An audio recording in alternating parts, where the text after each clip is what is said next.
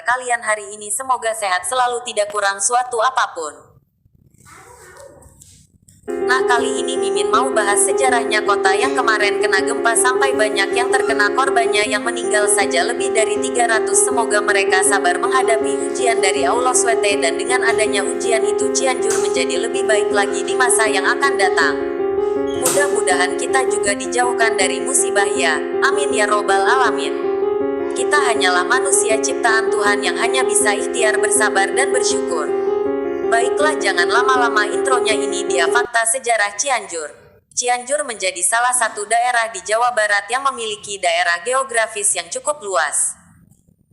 Membentang dari utara hingga selatan dan memiliki sumber daya alam dari mulai pegunungan, perkebunan, pertanian, hingga sektor perikanan dan kelautan. Secara teritorial Cianjur berbatasan di utara dengan Kabupaten Bogor dan Kabupaten Purwakarta. Sebelah barat berbatasan dengan wilayah Kabupaten Sukabumi. Di timur berbatasan dengan Kabupaten Bandung Barat dan di selatan berbatasan dengan Samudra Indonesia. Sejarah terbentuknya Cianjur yang memiliki 32 kecamatan ini cukup panjang. Catatan tertulis mengenai Cianjur ditemukan pada 3 abad sampai 4 abad lampau. Di masa Nusantara masih tersusun oleh kerajaan dan penjajahan kolonial Belanda. Merangkum dari berbagai literasi termasuk catatan sejarah resmi yang ada di pemerintah daerah Kabupaten Cianjur, sekitar tanggal 12 Juli tahun 1677, Raden Wiratanu putra dari R.A. Wangsa Goparana dalam Sagara Herang, mengemban tugas untuk mempertahankan daerah Cimapak dari kekuasaan kolonial Belanda. Upaya Raden Wiratanu untuk mempertahankan daerah ini juga erat kaitannya dengan desakan Belanda VOC saat itu yang ingin mencoba menjalin kerjasama dengan Sultan Mataram Amangkurat I. Apalagi sejak tahun 1614 daerah Gunung Gede dan Gunung Pangrango ada di bawah Kesultanan Mataram. Namun sikap patriotik Amangkurat pertama yang tidak mau bekerja sama dengan Belanda mengakibatkan ia harus rela meninggalkan keraton tanggal 12 Juli tahun 1677. Kejadian itu menunjukkan bahwa setelah itu Mataram terlepas dari wilayah kekuasaannya. Sekitar pertengahan abad ke-17 ada perpindahan rakyat dari Sagara Herang yang mencari tempat baru di pinggir sungai untuk bertani dan bermukim. Babakan atau kampung mereka dinamakan menurut nama sungai di mana pemukiman itu berada. Seiring dengan itu Raden Jajasasana putra Arya Wangsa Goparana dari Talaga, keturunan Sunan Talaga, terpaksa meninggalkan Talaga karena masuk agama Islam. Sedangkan para Sunan Talaga waktu itu masih kuat memeluk agama Hindu. Arya Wangsa Goparana kemudian mendirikan nagari Sagara Herang dan menyebarkan agama Islam ke daerah sekitarnya. Sementara itu Cikundul yang sebelumnya hanyalah merupakan subnagari menjadi ibu nagari tempat permukiman rakyat Jajasasana. Beberapa tahun sebelum tahun 1680 subnagari tempat Raden Jajasasana disebut Cianjur. Kemudian daerah tersebut berkembang pesat baik dari infrastruktur, budaya, agama, hingga kehidupan orang-orangnya. Apalagi ditopang dengan kesuburan tanahnya yang cocok ditanami berbagai tumbuhan. Sebagai daerah beriklim tropis, maka di wilayah Cianjur Utara tumbuh subur tanaman sayuran, teh dan tanaman hias. Di wilayah Cianjur Tengah tumbuh dengan baik tanaman padi, kelapa dan buah-buahan. Sedangkan di wilayah Cianjur Selatan tumbuh tanaman palawija, perkebunan teh, karet, aren, coklat, kelapa serta tanaman buah-buahan. Catatan di Dinas Arsip Kabupaten Cianjur menuliskan, jika saat pergi keluar meninggalkan Talaga, Raden Jajasasana putra Arya Wangsa Goparana dari Talaga keturunan Sunan Talaga, membawa 100 cacah rakyat. Dia ditugaskan untuk membuka wilayah baru yang bernama Cikundul.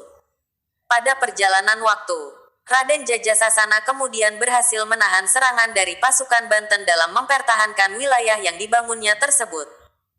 Sehingga beliau dianugerahi gelar Panglima, Wiratanu, dan akhirnya dikenal dengan gelar Raden Arya Wiratanu. Dia kemudian mendirikan nagari Sagara Herang dan menyebarkan agama Islam ke daerah sekitarnya. Sementara itu Cikundul yang sebelumnya hanyalah merupakan subnagari berubah menjadi ibu nagari tempat pemukiman rakyat Jajasasana.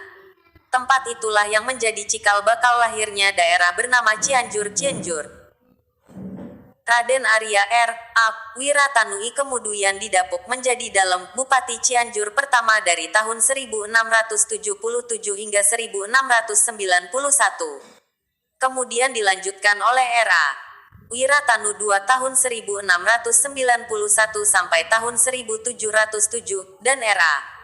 Wiratanu III tahun 1707 sampai tahun 1727. Kekuasaan dilanjutkan generasi R.A. Wiratanu Datar IV, V. dari tahun-tahun 1727 sampai tahun 1813. Hingga kini sudah tercatat 37 dalam bupati yang memimpin Cianjur. Cianjur juga dikenal dengan filosofi tentang 3 aspek keparipurnaan hidup, yakni Ngaos, Mamaos, dan Maenpo. Ngaos adalah tradisi mengaji yang mewarnai suasana dan nuansa Cianjur sehingga mendapat julukan kota santri. Pasalnya sejak lahir sekitar tahun 1677, Cianjur dibangun oleh ulama dan santri yang gencar mengembangkan syiar Islam. Mamaos memiliki arti seni budaya yang menggambarkan kehalusan budi dan rasa menjadi perekat persaudaraan dan kekeluargaan dalam tata pergaulan hidup. Seni Mamaos tembang Sunda tembang Cianjuran lahir dari hasil cipta, rasa dan karsa Bupati Cianjur R. Arya Adipati Kusumahningrat yang dikenal dengan sebutan dalam Pancaniti periode tahun 1834 sampai tahun 1862.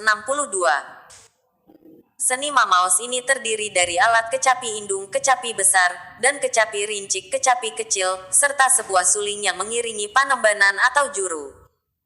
Pada umumnya syair Mamaos ini lebih banyak mengungkapkan puji-pujian akan kebesaran Tuhan dengan segala hasil ciptaannya. Sedangkan Maenpo adalah seni bela diri pencaksilat yang menggambarkan keterampilan dan ketangguhan. Pencipta Maenpo ini adalah R. Jajaperbata atau dikenal dengan nama R.H. Ibrahim. Aliran ini mempunyai ciri permainan rasa yaitu sensitivitas atau kepekaan yang mampu membaca segala gerak lawan ketika anggota badan saling bersentuhan. Pada seni bela diri Maenpo dikenal ilmu liliwatan, penghindaran, dan pepuhan pukulan. Jika filosofi tersebut diresapi, pada hakikatnya merupakan simbol rasa keberagamaan, kebudayaan dan kerja keras. Sasarannya adalah tercipta keimanan dan ketakwaan masyarakat melalui pembangunan akhlak yang mulia. Sampai di sini dulu perjumpaan kita kali ini, mudah-mudahan kita jumpa lagi di lain waktu. Mohon maaf atas kekurangan dan kesalahan.